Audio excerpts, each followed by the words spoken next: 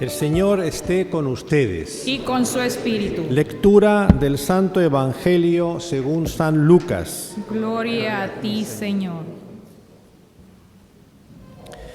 En aquel tiempo, como el pueblo estaba en expectación y todos pensaban que quizá Juan el Bautista era el Mesías, Juan los sacó de dudas, diciéndoles: «Es cierto que yo bautizo con agua, pero ya viene otro más poderoso que yo, a quien no merezco desatarle las correas de sus sandalias. Él los bautizará con el Espíritu Santo y con fuego». Sucedió que entre la gente que se bautizaba, también Jesús fue bautizado. Mientras éste oraba, se abrió el cielo y el Espíritu Santo bajó sobre él en forma sensible, como de una paloma, y del cielo llegó una voz que decía: «Tú eres mi Hijo, el predilecto, en ti me complazco». Palabra del Señor. Gloria a ti, Señor Jesús.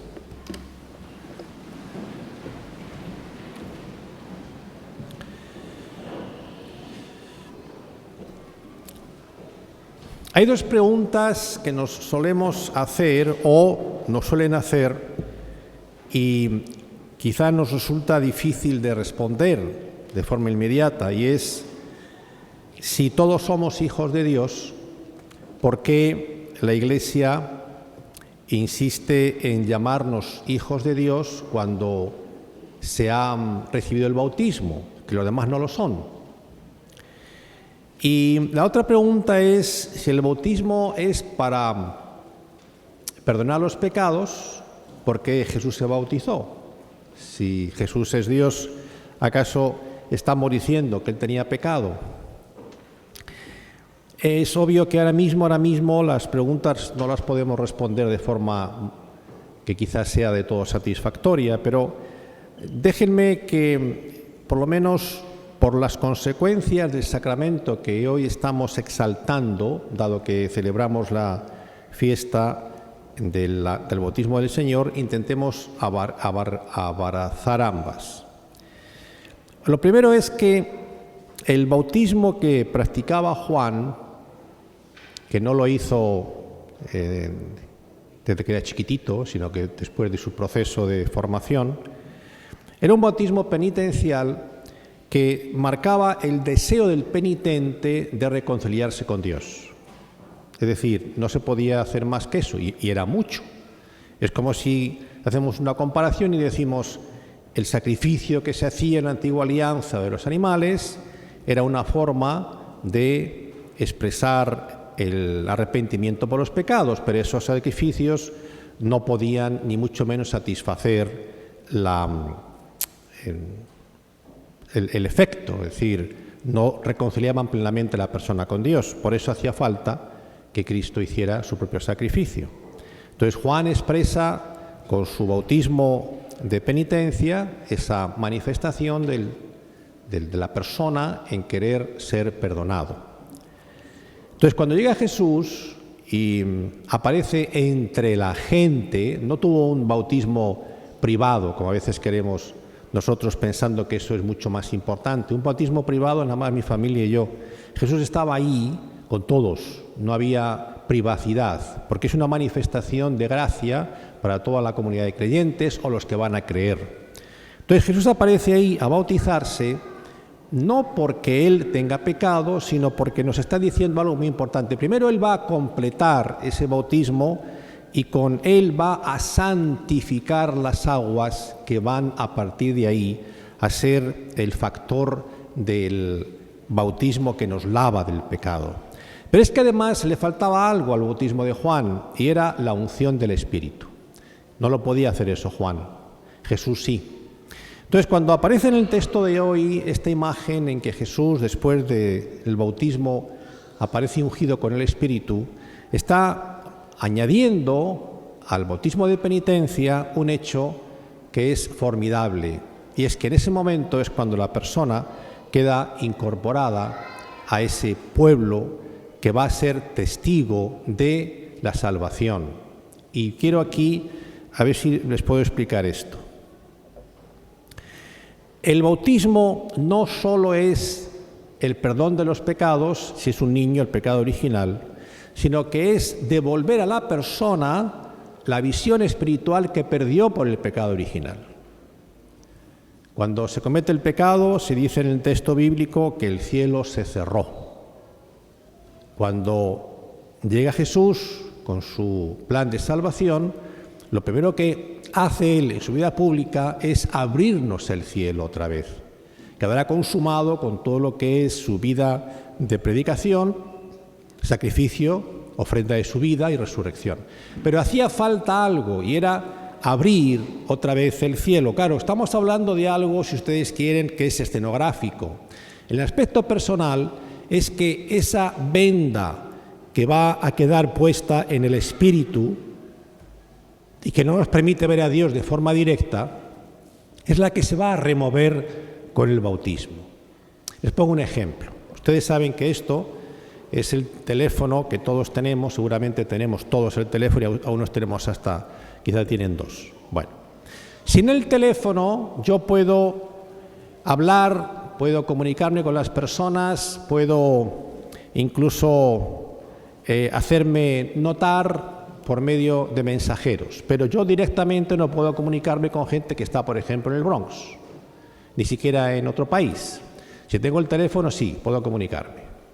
Bueno, ustedes imaginen que fuera una especie de hábito, cuando llegamos nosotros a la iglesia, salir. Venimos sin teléfono y así nos dan un teléfono. Es como decir, bueno, por venir a la misa, y dado que eres una buena persona, y si no lo eres no importa, tú no tenías forma de hablar con gente en el exterior, toma.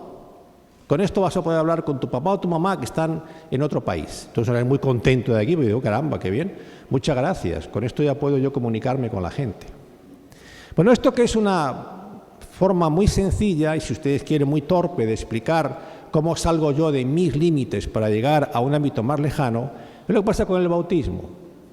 Sin el bautismo yo puedo imaginar a Dios, puedo pensar en Dios, puedo leer sobre Dios, puedo incluso tener experiencia de Dios, pero será siempre de una forma mediada.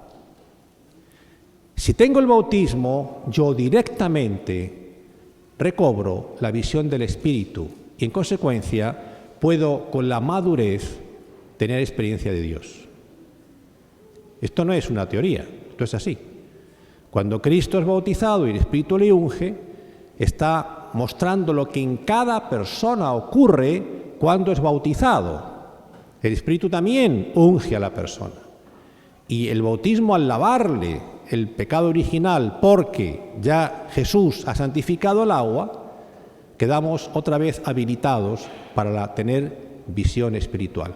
¿Qué diferencia hay entre la persona que usa esa visión y el que no la usa? Bueno, pues el que no la usa quedará como si tengo un teléfono, me lo dan, lo meto en un cajón y no lo uso más. Lo tengo, pero no lo uso. Mientras que el que se esfuerza en usar el teléfono o le enseñan a usarlo, tendrá capacidad de comunicarse de una manera muy amplia, no solamente con familiares, sino también aprender muchas cosas. Estamos hablando de una comparación, obviamente, pero ustedes espero que me puedan entender.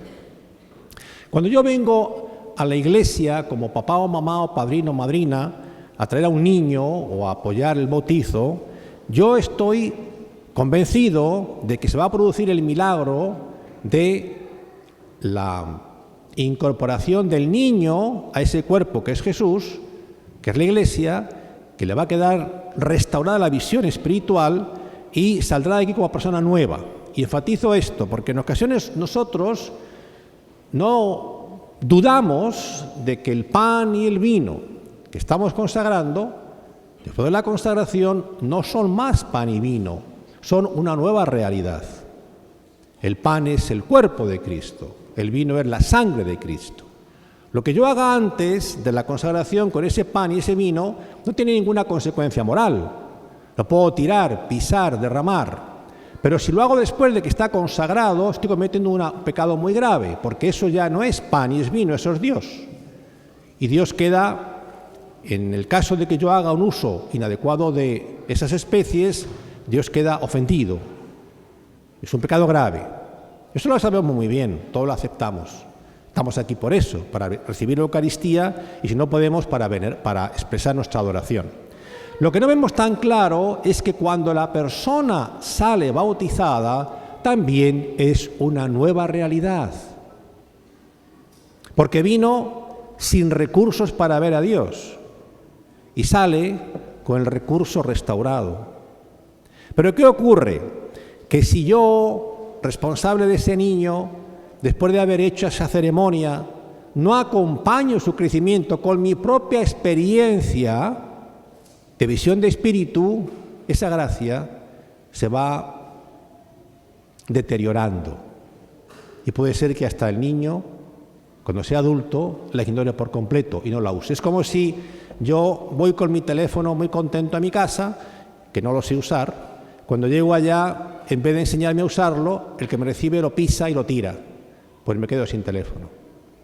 Si yo soy la persona que trae al niño y tengo la convicción de que va a ocurrir un milagro, cuando llego a casa o al día siguiente, en vez de dar testimonio de mi visión de espíritu, lo que hago es dar un testimonio de una falta de sensibilidad espiritual o incluso de una vida inmoral, yo estoy malogrando el milagro que se produjo en el bautismo. Por eso muchas veces el problema no es el bautismo y el efecto inmediato, sino que no acompañamos a ese sacramento con una actitud que ayude al niño o a la niña a crecer. Si yo les puedo hablar a ustedes, por ejemplo, vamos a suponer que ponemos un nombre, pues el más cercano es México.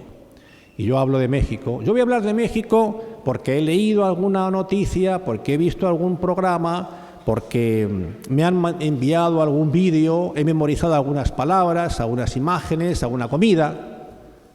Todo es algo que yo estoy manejando porque mi mente lo elabora. Pero si me piden que les hable de Ávila, donde yo nací, les puedo dar una cantidad de información que no está escrita en los libros. Esa es mi vida. Esa es mi infancia, esos son mis animales, esos son mi familia, mis paisajes, eso es mío.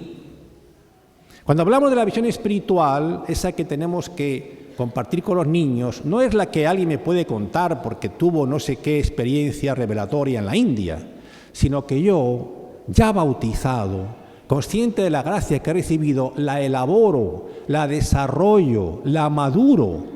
En vez de ser un factor de tropiezo, soy un testigo de esa visión, de ese Dios que se me deja ver.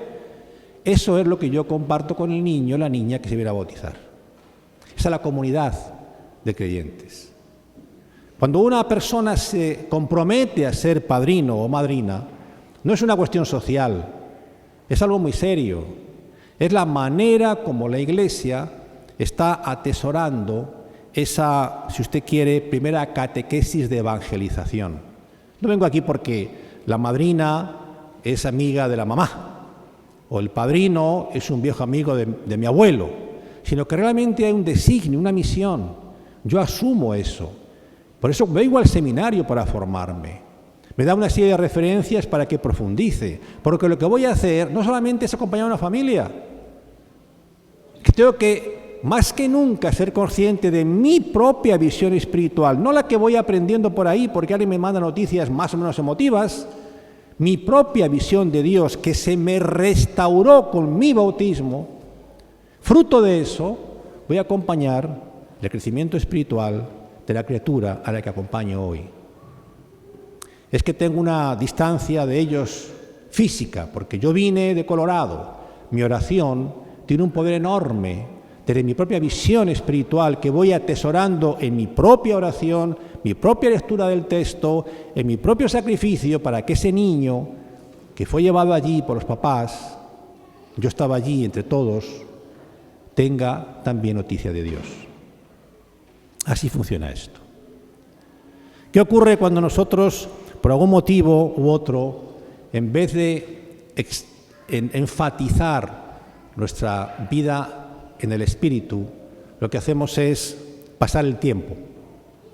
Pues si el niño vive en un lugar donde predomina la televisión, pues crecerá pensando que eso es lo más entretenido que hay.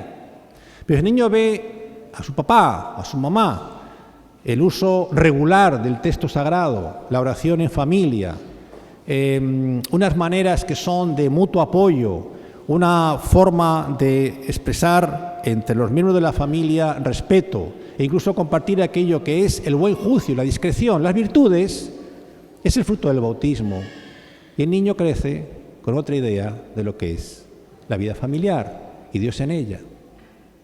No solamente se trata de que yo no voy a cometer o no voy a cometer pecado, no es eso.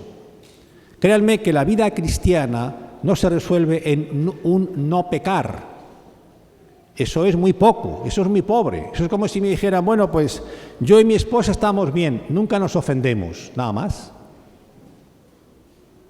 Estoy seguro que uno o el otro reclamaría signos externos de buen trato, de afecto, de amor, de cariño, de soporte. Es igual que en el bautismo. Es que ya tengo todo claro, ya no cometo faltas, nada más. Es que la visión espiritual no es solamente para no cometer faltas. De alguna forma, el bautismo de Juan era una cosa así. Me arrepiento de mis pecados, Señor, espero que me perdones. Y evidentemente era un bautizo de penitencia. Con Jesús no, es mucho más. El Espíritu es mucho más que simplemente no cometer pecado. El Espíritu es que con la visión del Espíritu o de Dios, que mi Espíritu ve, yo puedo crecer en una experiencia de filiación.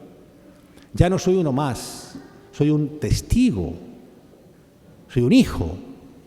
Claro que todos somos hijos, pero hay quien tiene el privilegio de poder narrar, no porque lo oye, sino porque lo ve, la experiencia de Dios como Padre.